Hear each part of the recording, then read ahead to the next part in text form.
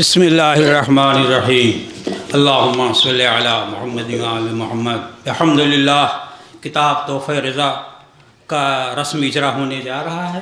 تھوڑا اس کے بارے میں، جب کورونا کی بیماری کے لاک ڈاؤن کے دوران مسجد و امام بارگاہوں میں جانا دشوار ہو گیا تھا، تو شبہ قدر اور عید کا موقع سامنے آ گیا تھا، تو یہ طے پایا کہ کس طریقے سے اب مومنین اپنے گھروں میں اعمال بجا لائیں گے اور نماز عید بھی گھر پر ادا کی جائے گی۔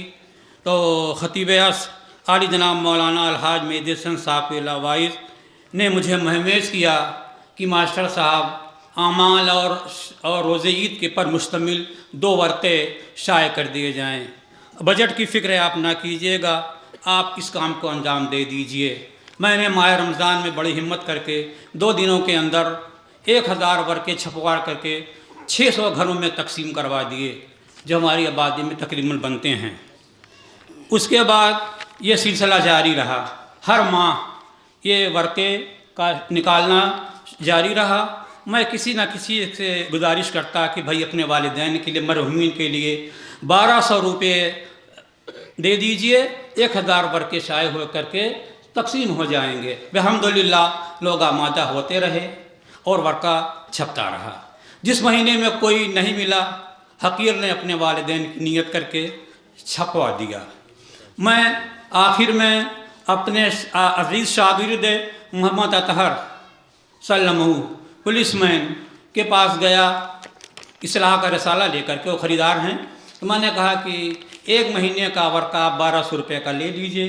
کہا ماسٹر صاحب آپ پورے سال کے ورقے کو یکجاں کر دیجئے، اور جو بھی خرچے آئے میں اپنے والدین، مرحومین اور جملہ مومنین مومنات کی سال ثواب کے لیے چھپا دوں گا۔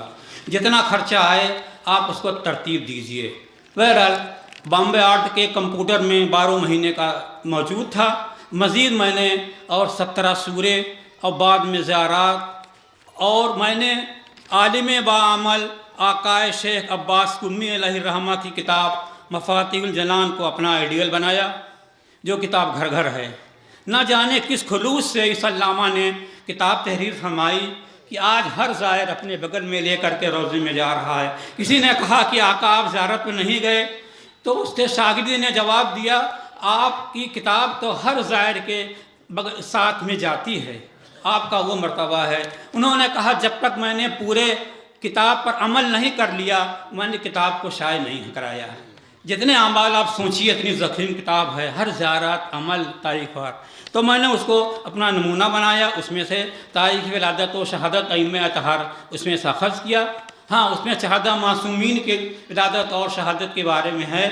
دیگر شخصیات کو میں نے اضافہ کیا، جیسے جناب عباس علیہ السلام کی 4 شعبان، 7 شعبان، 11 شعبان، جناب زینب صلی اللہ کی تاریخ ولادت اور شہادت، ان سب کو بھی میں نے اس میں اضافہ کیا، اور میں نے ان سے کہا کہ 60,000 روپے اخراجات آ رہے ہیں۔ تو یہ میرے گھر مجھ کو پہنچانے آئے، پیسہ بھی لائے۔ کہا ماسٹر صاحب 60,000 ٹھیک ہے، 1 لاکھ تک لگے گا تو میں تیار ہوں۔ میرا دل بڑا ہو گیا، کہیں اور اضافہ کر دیجئے۔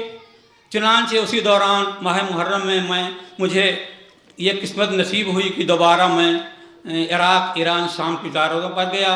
فارسی کی کتابوں کو میں دیکھتا تھا وہاں پر جا کر کے، تھوڑا سا فارسی درجہ 8 تک پڑھاتا تھا، تھوڑا سا انداز تھا کہ یہ 8ویں امام کا قول ہے، تو زیادہ تر میں نے اقوال 8ویں امام کے اجزا کیے، اور یہاں آ کر کے میں عالی جناب مولانا کرار حسین ترابی صاحب سے اس کا ترجمہ کرایا۔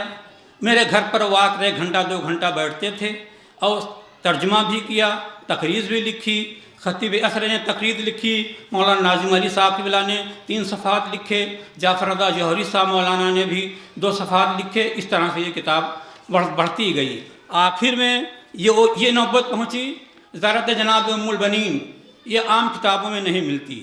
تحفہ جعفریہ، تحفہ وظائف الابرار ہے، اس تحفہ نجات، تو میں نے جناب ام البنین سلام اللہ کی تاریخ کی زیارت بھی ڈھونڈ کر کے، پڑھی جاتی ہے، اس میں اضافہ کیا۔ ان کی تاریخ شہادت، تاریخ وفات 13 جمادی الثانی بہت کم منائی جاتی ہے، اس دن زیارت پڑھنے کے لیے اس کو میں نے داخل کیا۔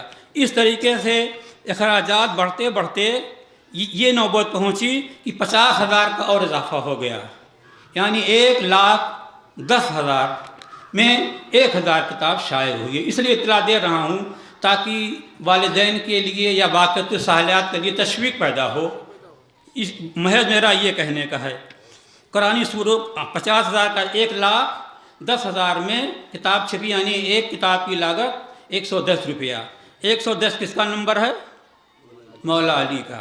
یہ کتاب اب زیارت ہوگی فوراً اجرا کے بعد، اور اس کے بعد تبرک تقسیم ہوگا۔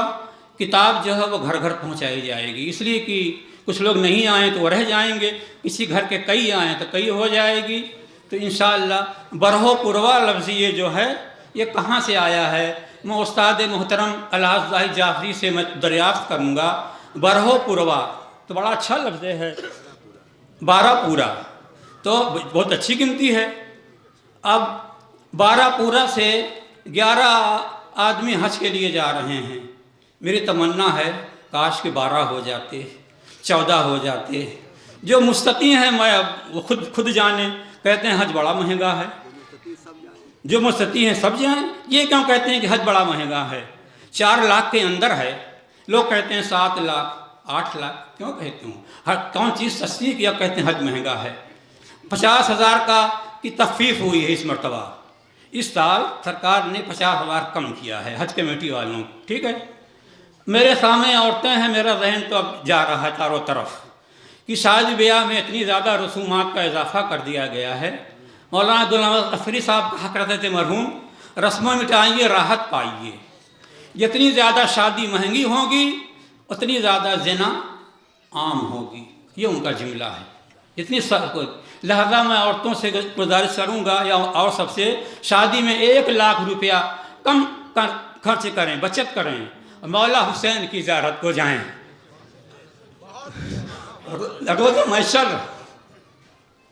روز محشر جب لوگ زائرین کے مرتبے کو دیکھیں گے کہیں گے کاش میں بھی زیارت کرتا، زمین بیچتا، زیور بیچتا، دونوں جیسے ہے، کوئی کیا بیچ کر کے مولا حسین کی میں زیارت کو جاتا۔ بہرحال، اور مکان کے تعمیر میں ایک کمرے میں کم سجاوٹ کیجئے، عمرہ کو جائیے۔ مکہ میں اللہ جس کو دیا ہے برا نہ مانیں گے۔ اللہ کا گھر، آپ سوچیے کہ اللہ کا گھر کیسا ہے، جو دیکھے ہیں وہ خوب جانتے ہیں۔ اس کے بعد مدینے میں آئیے، جنت بقی اجڑی ہوئی ہے، جتنی دیر میں جائیں گے سختیاں پڑیں گی۔ میں حج پر گیا تو چاروں معصومین کی جڑی ہوئی قبریں قریب تھیں، کوئی فاصلہ نہیں ڈالا گیا تھا۔ 4 سال کے بعد عمر پر گیا، مردودوں نے فاصلہ کر دیا ہے، بیچ میں حائل کر دیا ہے۔ جس طریقے سے جاتے رہیے، کون نہیں چاہے گا کہ ہم ان قبروں کو دیکھیں۔ اب میری تمنا دلی یہی ہے، اب جنت البقیع کی تعمیر ہو رہی ہو یا ہو چکی ہو تو مجھے پروردگار اس کی زیارت نصیب فرمائے۔ ان سال 100 سال پورے ہو رہے ہیں، 1344 ہجری میں 100 سال انہدام جو کیا ہے، 100 سال پورے ہو رہے ہیں۔ انشاءاللہ 8 شوال کو ایک اعلیٰ پیمانے پر احتجاج ہم آپ مل کر کریں گے۔ غلام عباس صاحب نے مجھ سے اشارہ کیا تھا، اور اگر 29 کا چاند ہوا تو سنیچر کا دن پڑے گا 8 شوال، تحصیل بھی کھلے رہے گی۔ ہم انشاءاللہ میمورنڈم پیش کریں گے۔ تمام ائمہ جماعت اور علماء سے میری گزارش ہے، یہ بات درمیان میں آ گئی تھی بس۔ اب کتاب آپ کے علماء کرام سے گزارش ہے۔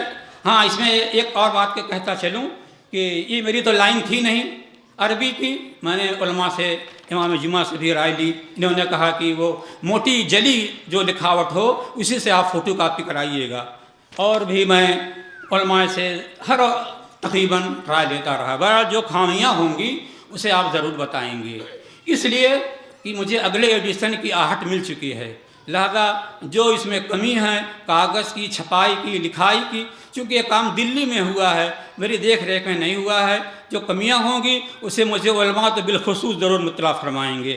40 سال میں نے مکتب جعفریہ نیشنل اسکول میں پڑھایا ہے۔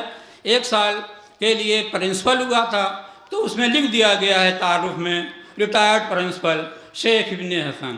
میرے نام کے آگے شیخ جڑا ہوا ہے، مجھ کو پورے ہر کاغذات میں میرے ہے، مجھ کو اس کو نبھانا پڑ رہا ہے۔ انہی باتوں کے ساتھ میں گزار ہوں، علماء کرام سب کو دعوت نامہ دیا گیا، وہ تشریف لائیں، رسمی اجرا ہو جائے۔ استاد محترم الحاظ ظاہر جعفری صاحب خطیب اس جو حضرات دور ہیں جلدی سے جلد آ جائیں تاکہ یہ کام ختم ہو جائے. صاحب کافی نہیں ہے تمہیں صاحب کافی نہیں ہے. وہ سامنے کھڑے ہیں وہ لے لیں, پیچھے والے تو مشکل ہے. 14 کتاب انہوں نے کہا تھا. جو سامنے ہیں وہ لے لیں تو اچھا لگے. ہم لوگ تو اسی میں دکھا دیں.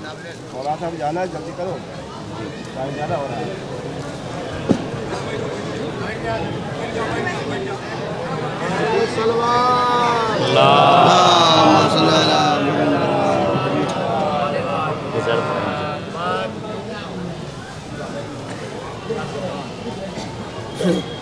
ٹھیک ہے